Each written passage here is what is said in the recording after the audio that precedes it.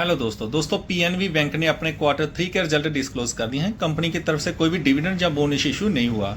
चलो देखते हैं सबसे पहले इनकम क्या निकल कर आती है, जो कि पिछले क्वार्टर में थी 36,213 करोड़, पिछले साल थी 34,751 करोड़, अब हुई है 37,253 crore. Year on year basis पर देखा जाए तो वहां पर लगभग 14% की तेजी है।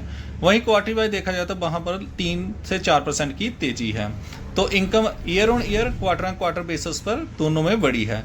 फिर देख लेते हैं नेट इंटरेस्ट इनकम क्या निकल कर आती है, जो कि पिछले क्वार्टर में थी 31,871 करोड़, पिछले साल थी 31,339 करोड़, अब हुई है 32,231 crore. Year on year quarter quarter basis पर दोनों में नेट इंटरेस्ट इनकम बढ़ी है। फिर देख लेते हैं बैंक के खर्चे, जो कि पिछले क्वार्टर में था 28,986 करोड़, पिछले साल था 28,131 करोड़, अब हुए है 29,772 crore.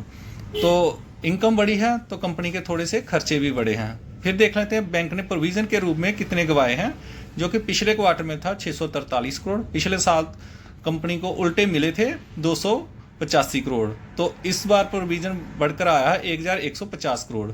Provision year on year quarter on quarter basis पर काफ़ी हैवी बढ़ा है, तो इसका डायरेक्ट इफेक्ट प्रॉफिट में देखने को मिलेगा। फिर देख लेते हैं नेट प्रॉफिट क्या निकल कर आता है, जो कि पिछले क्वार्टर में था 4,903 करोड़, पिछले साल था 4,508 करोड़, अब हुआ है 5,100 crore. Year on year basis पर 14% की तेजी है। वहीं क्वार्टर वाइज देखा जाए तो उसमें 4% की तेजी है। इसके पीछे का रीजन है टैक्स, जो इस बार प्रॉफिट बढ़कर आया है, इसके पीछे का रीजन है टैक्स।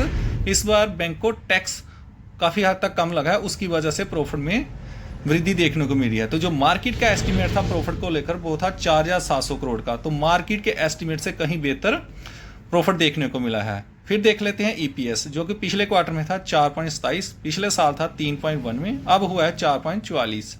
आई होप आपको वीडियो इन्फॉर्मेटिव लगी है, तो इस चैनल को लाइक और सब्सक्राइब जरूर कर लें। Thank you.